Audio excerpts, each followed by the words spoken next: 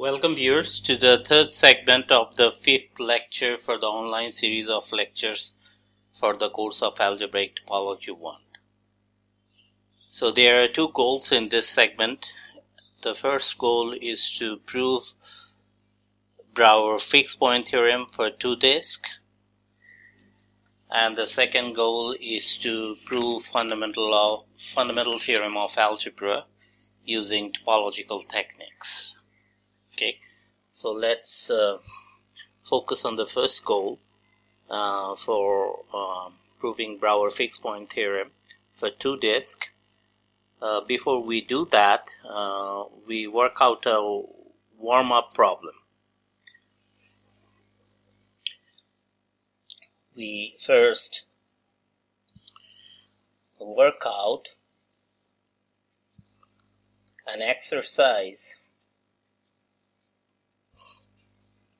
from the book by Moncrief,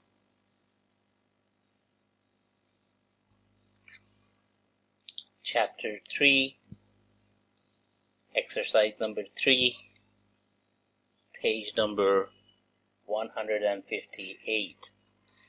Let f from x to itself be continuous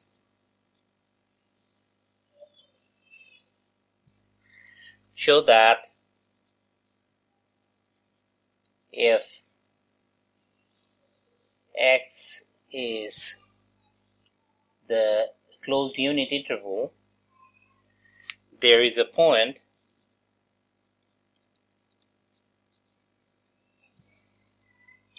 x such that f of x is equal to x. The point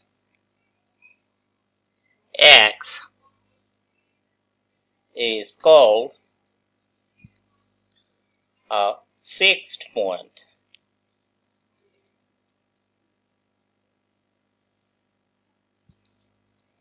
Of f. So let us try to solve this problem. Okay, we first let g of x to be equal to f of x minus x.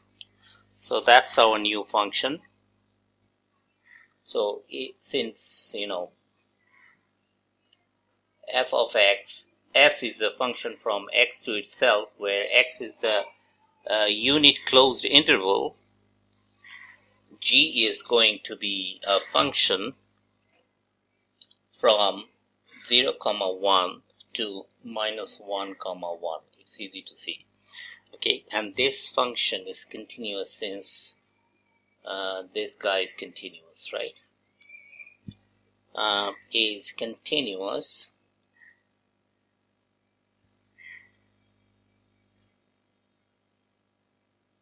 on 0, 1.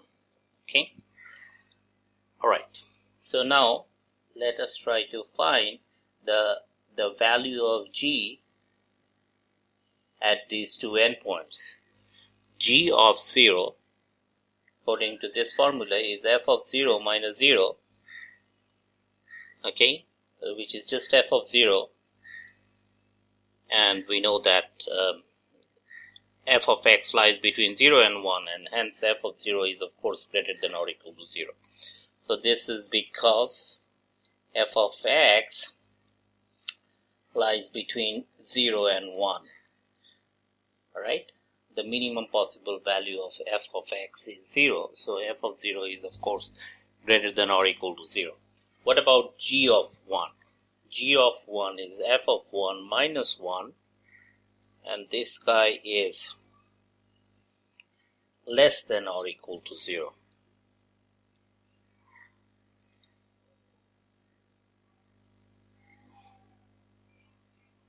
Because the maximum possible value of f of 1 is 1, and hence f of 1 minus 1 is less than or equal to 0. Again, by the same logic that f of x lies between 0 and 1 for all x in the unit closed interval. Because of this, g of 1 is less than or equal to 0. Thus, we see that g of 1 is less than or equal to 0 and g of 0 is greater than or equal to 0. Okay. Hence, according to the intermediate value theorem that we learn in calculus, intermediate value theorem, abbreviated as IVT, that one learns in calculus,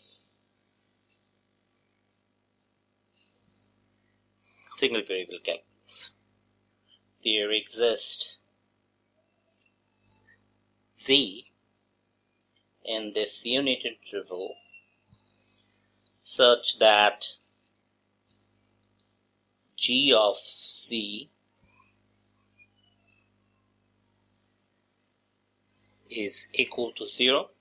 So there exists a point in this unit closed interval such that g of z is equal to 0,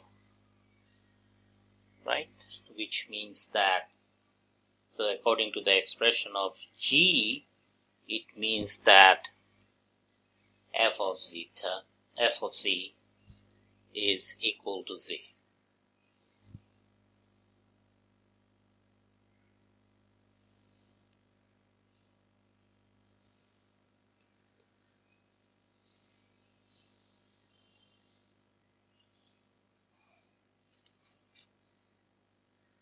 That is, zeta is a fixed point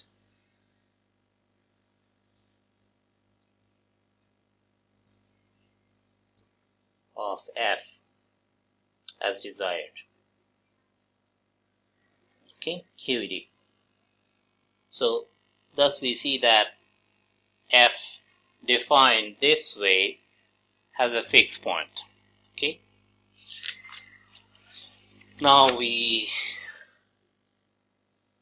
state the theorem 4, which is Brouwer fixed point theorem for the disk.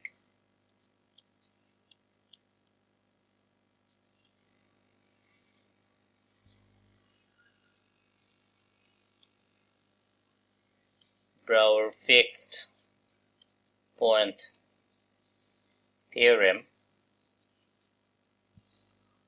for the disk.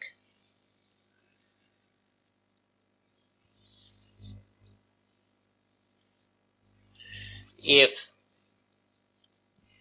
f is a continuous map from the unit ball in dimension 2 to itself,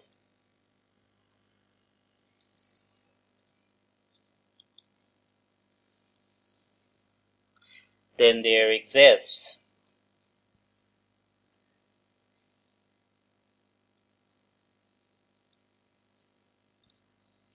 a point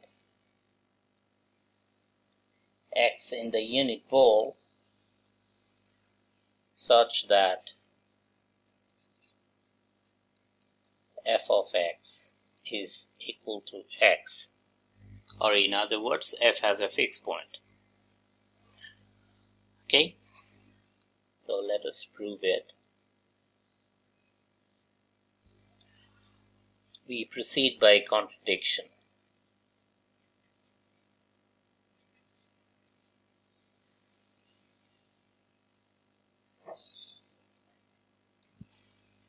Suppose that fx is not equal to x for all x in the unit ball. Okay.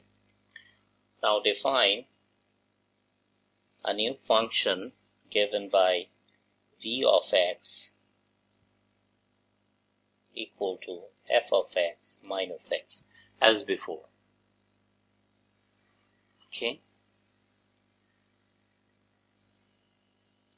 Okay, since f of x is not equal to x for all x in B2, Vx is non-vanishing. Then 1 obtains a non-vanishing vector field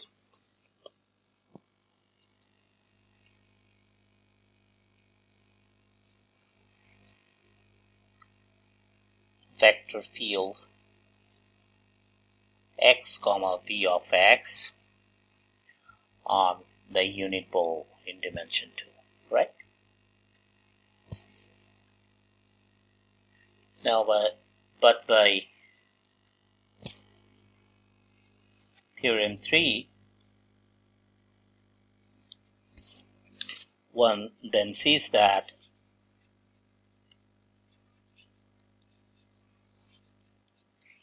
there is a point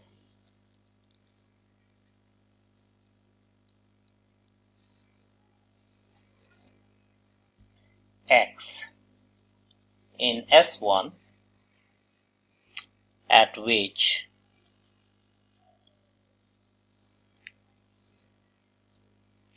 v of x points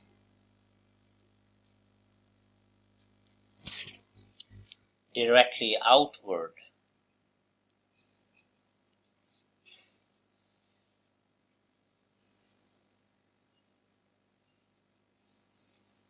okay, that is f of x is equal to that is f of x minus x is equal to a times x. Okay. So this is nothing but vx, right? V of x. So since v of x points directly outward, right? V of x has to be equal to a times x for some positive real number. Positive real number a. Okay. Well, that would mean that f of x is equal to 1 plus a times x with a positive, right? Well, since a is a positive real number, 1 plus a is of course greater than 1, and it would mean that it would contradict the fact that f of x lies in B2. This contradicts the fact that f of x lies in B2, right? Because we were given this f to be a continuous map from B2 to itself, right? So it does arrive at a contradiction, and hence there has to be a fixed point of f. QD. Okay. Alright, now an important corollary to this theorem, which is a linear algebraic result.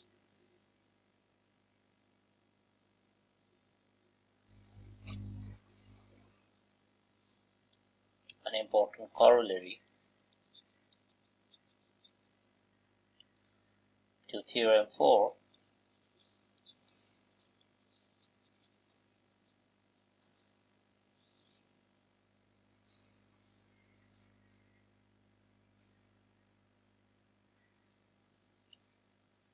let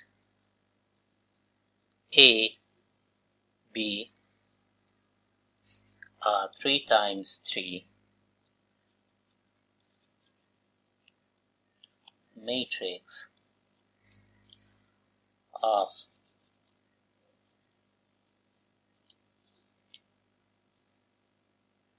positive, let me switch to a different stylus, that may resolve the problem. Let's see if it works. Positive real numbers, then A has a positive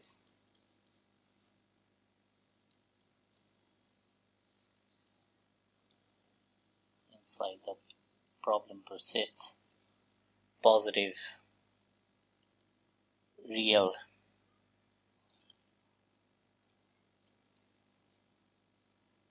eigenvalue. Okay. Let's prove it.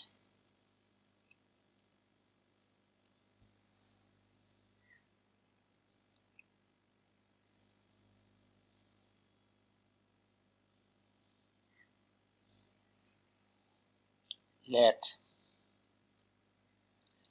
T from R3 to itself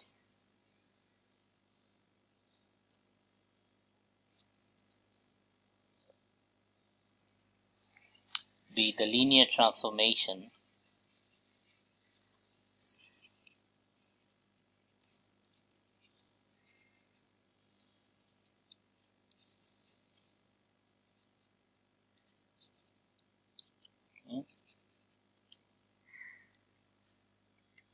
whose matrix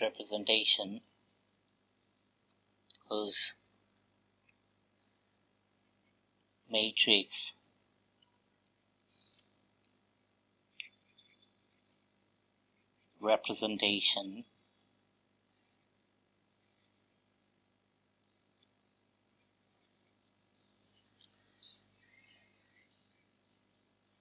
with reference to the standard basis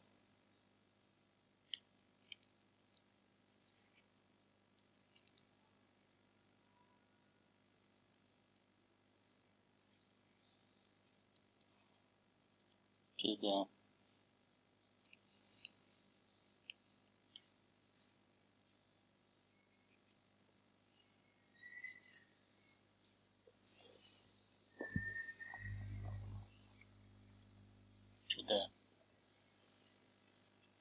standard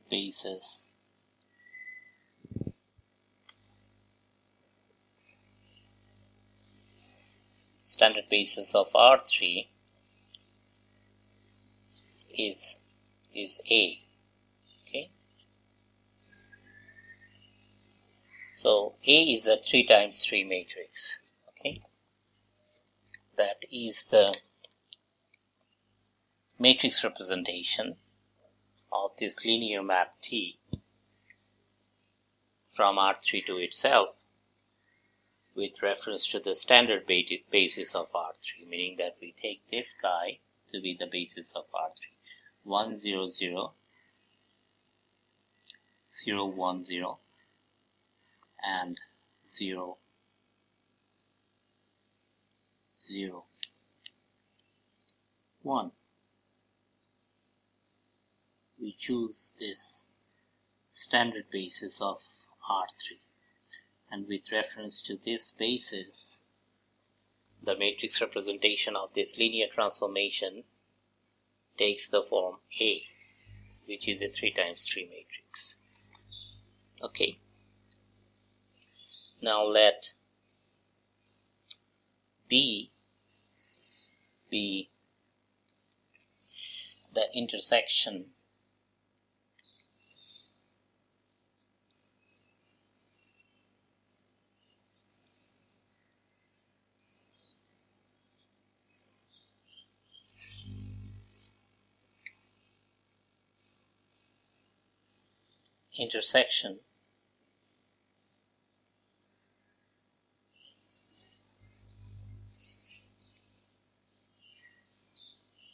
of the two sphere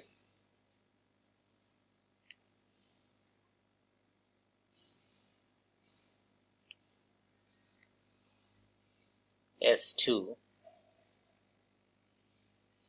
with the first octant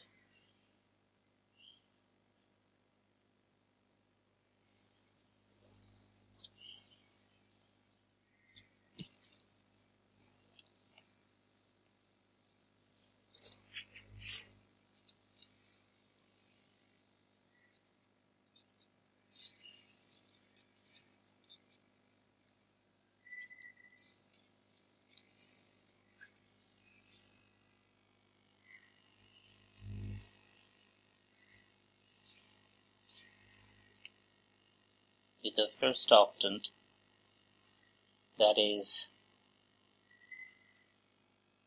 all such triples x1, x2, x3 in R3 such that x1 is non-negative, x2 is non-negative, and also x3 is non-negative. So let me try to switch off. So let me restart the app. That might resolve the problem. Okay, so I'm sorry for the inconvenience. I'm going to switch off this sketchbook, this screen, the current screen of the sketchbook.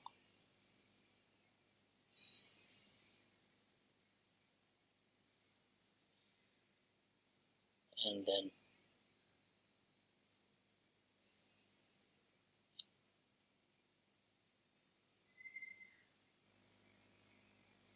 let's see if the problem persists. Okay, so we're talking about this this first octant, okay, given by this triple x1, x2, x3 in R3, such that all these all these three components are non-negative, right?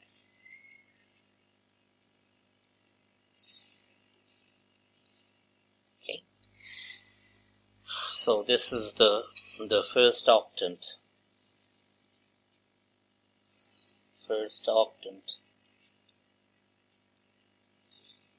Of R3. And so we take the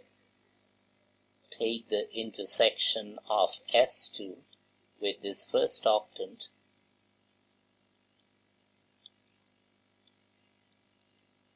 okay,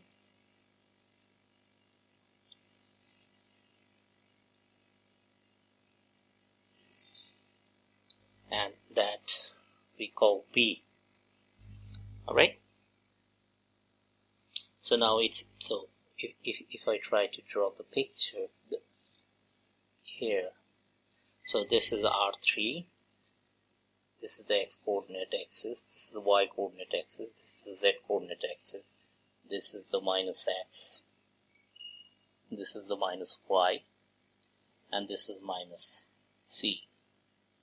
Okay, so now I try to draw the first octant, which looks like this.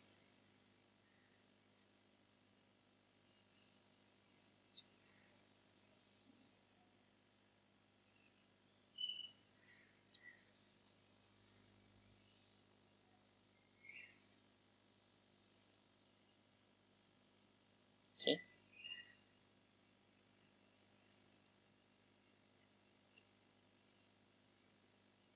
So this is the first octant.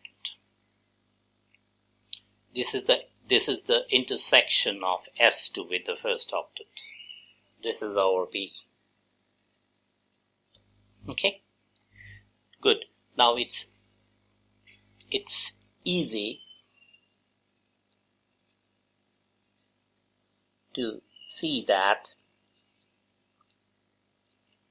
this region B is homeomorphic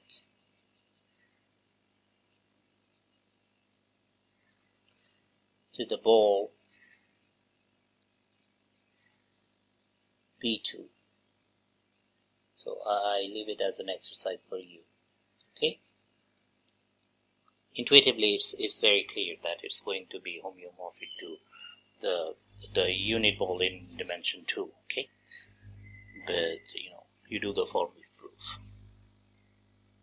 Hence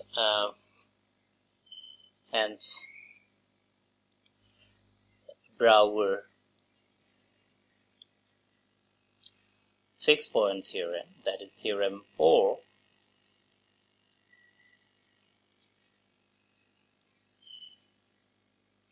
holds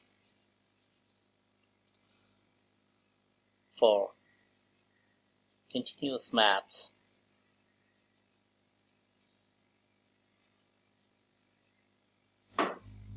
of B into itself.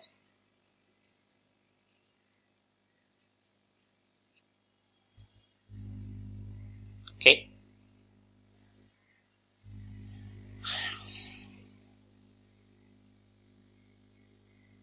Good. Now if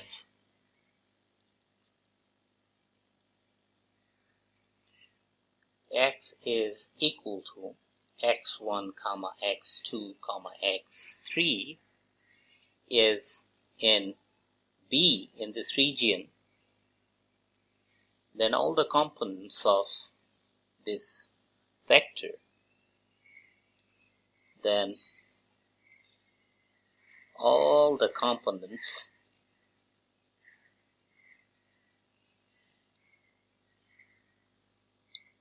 of x are non-negative. This follows from the definition of B, are non-negative. Okay.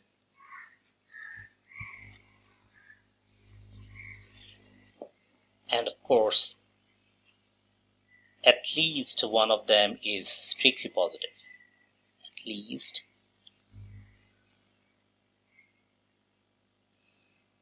So it happens when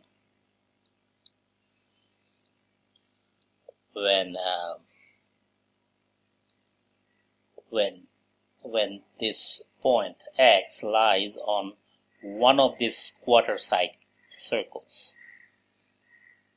This one, or this one.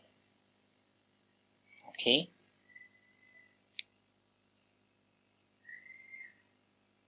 No. I think on this quarter circles, yes.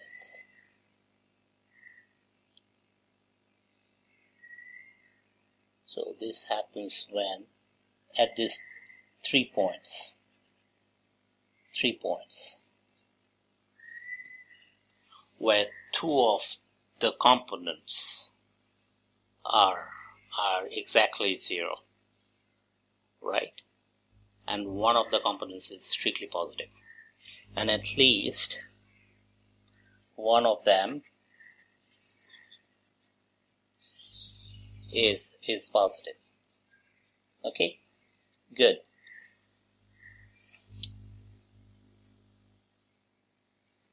Now,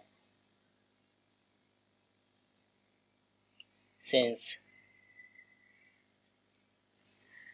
A is a 3 times 3 matrix,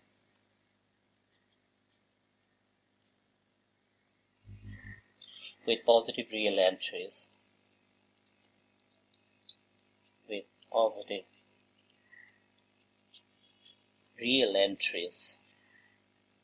okay, T of x is represented, since T is represented by this matrix A, T of x is represented by the column vector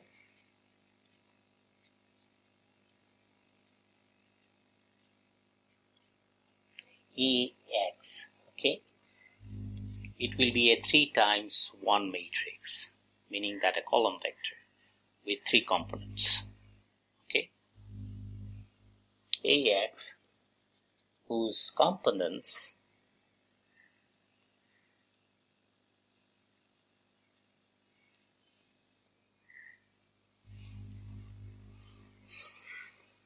are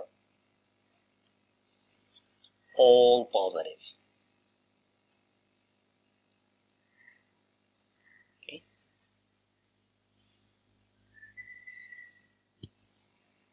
That is, T of x will also belong to this region B. Okay. As a result, the map x to T of x over the norm of T of x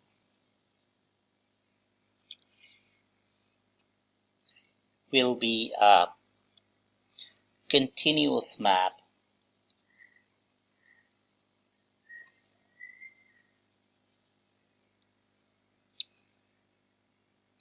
from B to itself.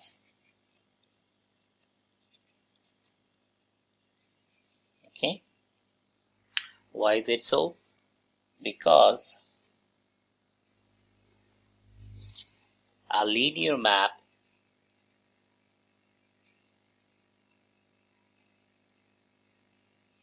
this map is a linear map, and the linear map from a finite dimensional vector space to itself is necessarily bounded. A linear map from a finite dimensional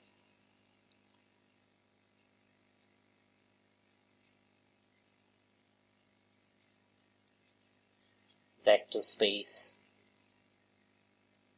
to itself is necessarily bounded.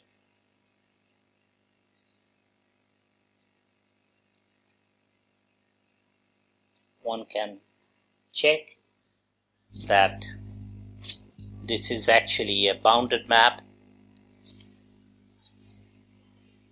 and so you should be able to prove this general result from linear algebra, which is a very straightforward proof, that a linear map from a finite dimensional vector space to itself is necessarily bounded, and a bounded linear map is always continuous, and hence it is continuous.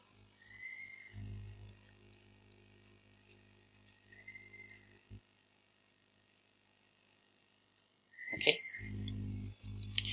good. This way we see that this particular map is continuous. Therefore, by Theorem 4, the Brouwer fixed point theorem, the map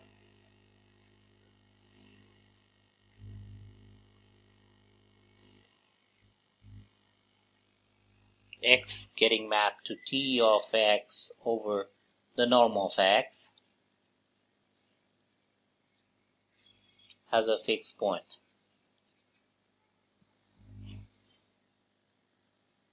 As a fixed point, that is, there exists a point on the unit disk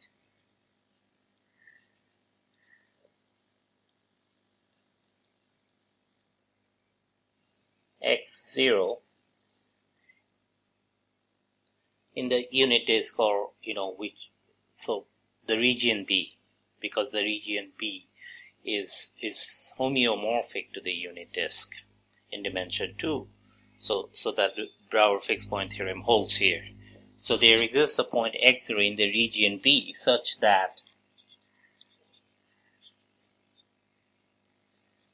this guy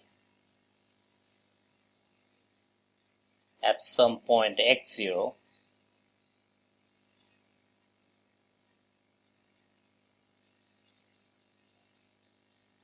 is equal to x0, right?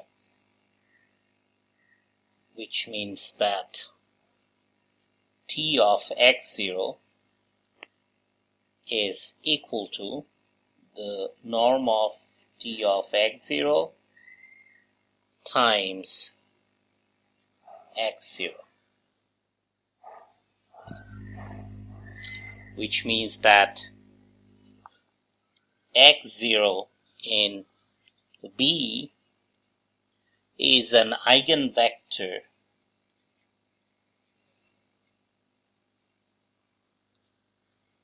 of the linear map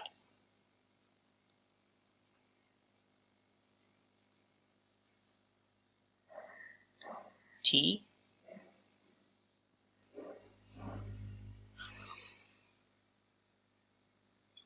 okay, with eigenvalue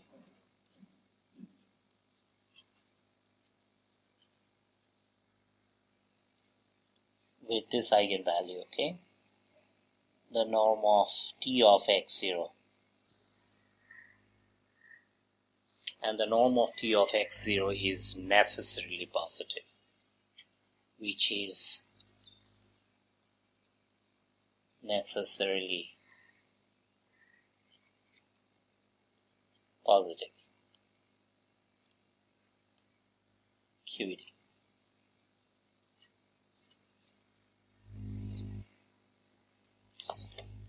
So we have been able to show that it has a positive eigenvalue, right? A has a positive eigenvalue. Okay, good. Now we move to our second goal for this last segment, which is the fundamental theorem of algebra and its proof. So let me first state the theorem and then I'll prove it in several steps. Okay. The fundamental theorem of algebra, abbreviated as FTA, and its proof. So that's the second goal. We call it Theorem 5.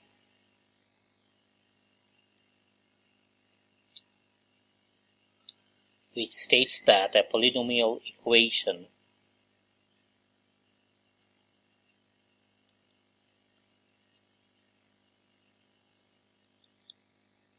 x to the n plus a sub n minus 1 times x to the n minus 1 plus all the way up to a1x plus a0 is equal to 0 with complex coefficients. These guys are complex numbers.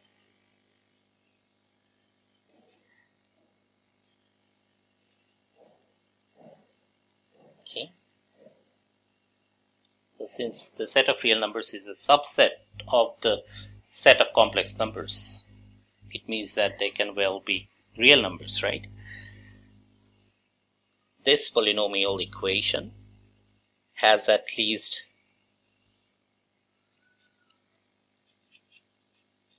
one complex root.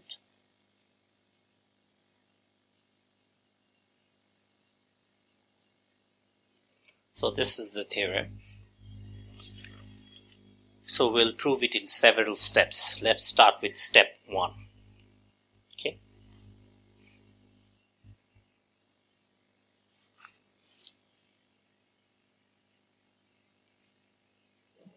Step 1.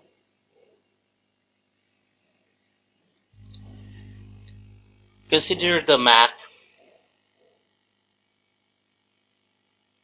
from the unit circle to itself.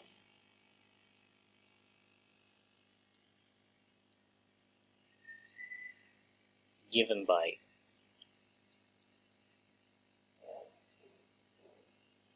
f of z equal to z to the n, where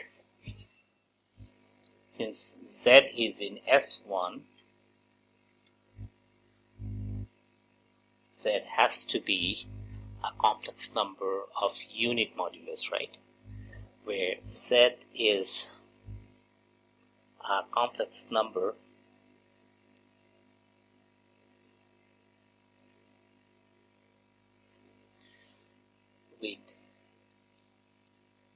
unit modulus.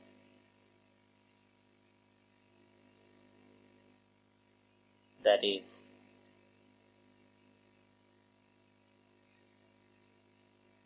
mod of z is equal to 1. Okay. In this step,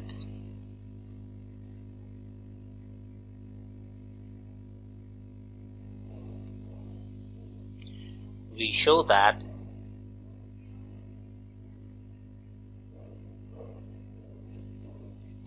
the induced homomorphism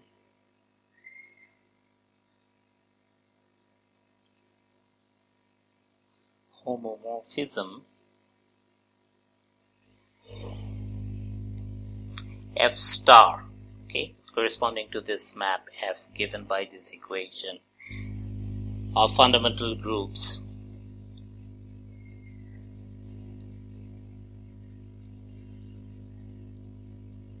is injective. This is what we are going to show in this first step. Okay, let P0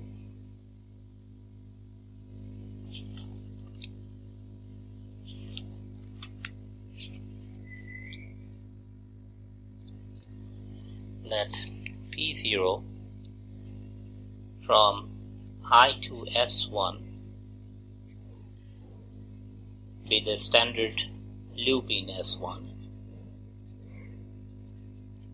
We have discussed it earlier, right? We have seen that such the equivalence class of such loops, okay, generate the fundamental group. The equivalence class of such loops generates the fundamental group of S1 based at a certain point. So P0 is that standard loop in S1. Remember that here the covering map restricted to the unit interval is precisely this loop P0.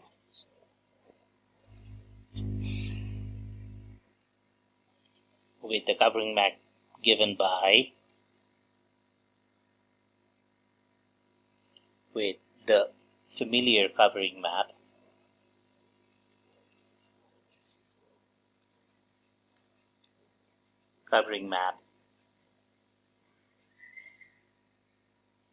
P from R to S1 given by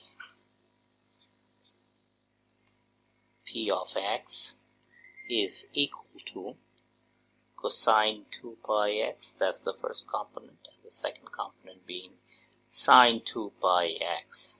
Okay, that's the covering map, so that one immediately has P0 of S is just the complex number of unit modulus, right? 2 pi is that can be represented as a vector in dimension 2, or as a point in R2 in the following way: cosine 2 pi s comma sine 2 pi s. So it's just a point in R2. So this is a representation of this vector as a vector in R2, and this is as a point in the complex plane C, as a point in the complex plane C. Okay, so the vector represented in two different ways. Okay, so they're essentially the same. Well, at least intuitively, by forgetting the complex structure, of course. All right. So for our purpose, we can either write P0 of S as a complex number of unit modulus, or which is equivalent to a vector in R2. Okay, good. Its image under F star will be again a loop in S1. Its image under F star, remember that F is a map from S1 to itself. So its image, the image of this guy under F star will again be a loop in S1. Okay, so let me write it this way. F star is the induced homomorphism acting on this class of loops. P0 is going to be the class of loops given by F composed with P0. Okay, that is F star of this class evaluated at S is F of P0 of S, right, which is F of e to the 2 pi S, which is equal to, according to the expression of F, which was given by F of Z equal to Z to the N, remember? So F of e to the 2 pi S is going to be e to the 2 pi S to the N, which is e to the 2 pi I N S, which is taken to be equivalent to this vector in R2, cosine 2 pi N S comma sine 2 pi N S. Okay, good. Now remember the lifting of loops in S1. So let me draw this commutative diagram. So this is the map P0, right, which is the loop in S1. So which is of course a map from this unit interval to the unit circle, right? And the lift of this guy is going to be a map from 0, 1 to the covering space of the real line, okay, which we denote by P0 bar. And this is the covering map, the familiar covering map from the real line to the unit circle P that we mentioned earlier. And we want this diagram to commute, and this is how the lifting of a path is defined by means of the commutativity of this diagram, which means that P composed with P0 bar is equal to this map P0. Okay, which means that P of P0 bar of S is equal to P0 of S, right? And which means that we know how the expression of the covering map, it's going to be cosine 2 pi P0 bar of S, comma sine 2 pi P0 bar of S. And we know that, well, from this expression, P0 of S is cosine 2 pi S sine 2 pi S. Okay, from this we immediately see that P0 of S is going to be equal to S. Okay, so this is precisely the lifting of the loop P0 in the covering space R. Now, what about the loop F star of P0? Okay, let us see. So now I draw a different commutative diagram. There is another loop from 0, 1 to S1, which we denote by F star of this guy, right?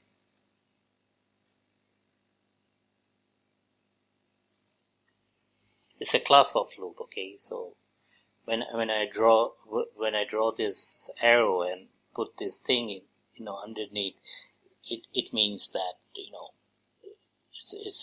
it's a whole class, okay? And we just choose one representative from that class, okay? So it's an abuse of notation. So now there is this covering. There is this lift of this loop, which is denoted by an overbar on the representative of the class, and there is this familiar covering map from R to S1, and we want this diagram to commute. So P composed with F star of P0 bar is expected to be equal to F star of P0, okay? And that means that this is P0 of this guy, right?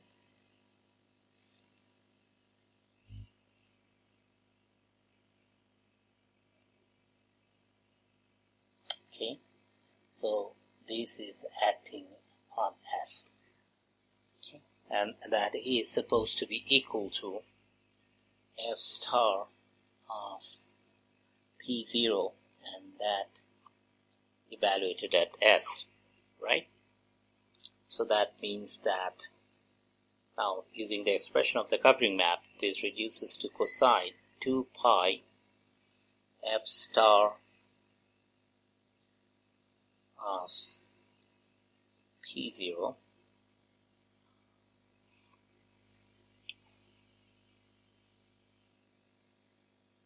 for S, sine 2 pi, the same thing, F star of P0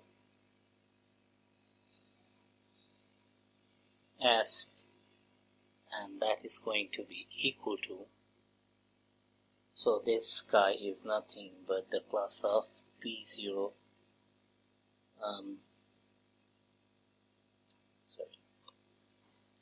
this guy is nothing but the class of F composed with P0 acting on S, right? So which is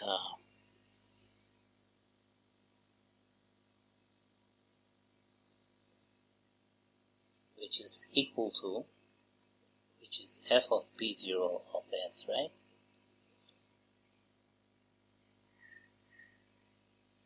And we have seen earlier that this is F of P0 of S, right?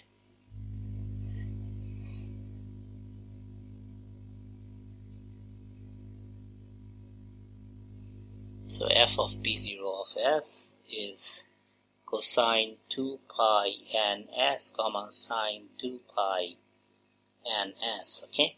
Good. So which means that this lifting of this loop F star of P0 at S is just n times S, right? This guy.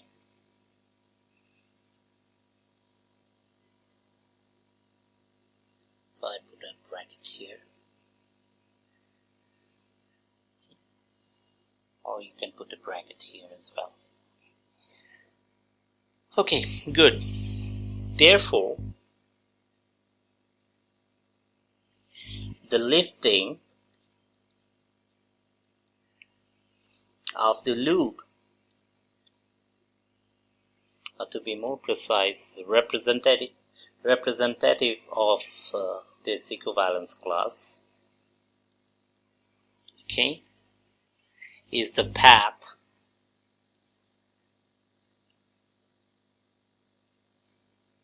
which maps S to NS, right?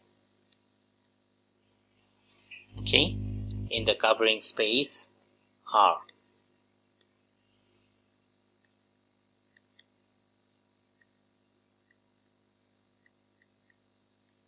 Okay, hence the class of loops. Hence the class of loops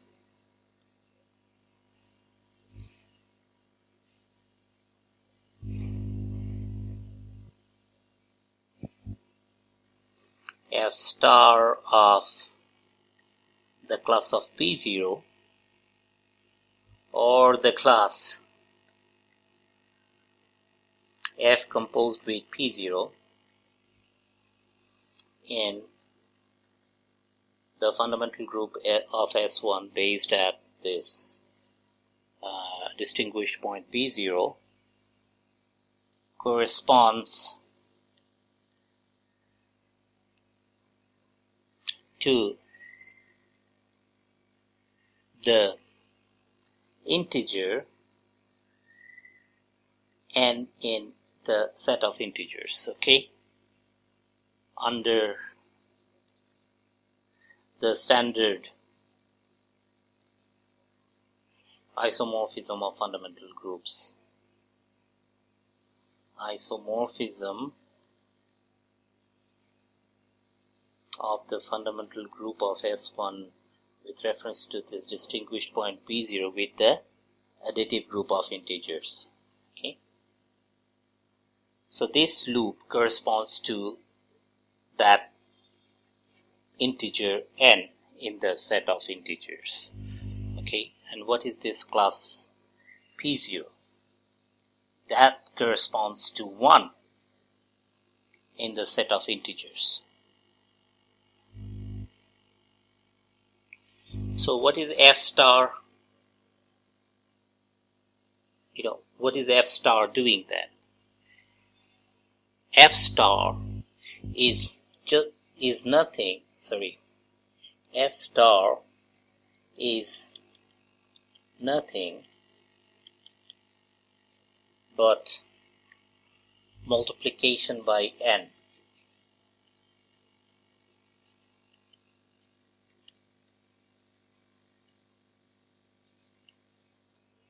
Okay,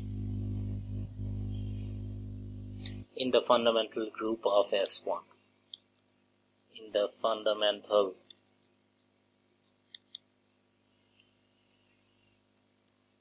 group of S1, right? So it takes an integer and multiplies that integer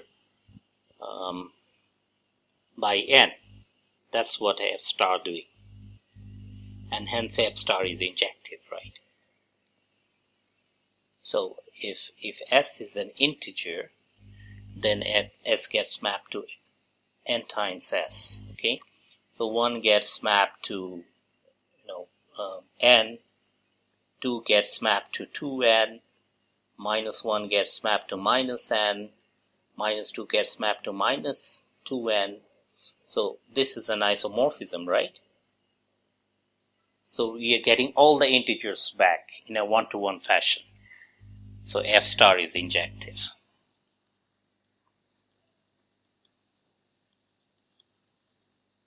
Okay, so this way we prove that the induced homomorphism corresponding to this function f of z equal to z to the n, where z is of unit modulus 1, that is f is a map, is a continuous map from S1 to itself, and its induced homomorphism f star is an injective map from the fundamental group of S1 with reference to the base point B0 to itself.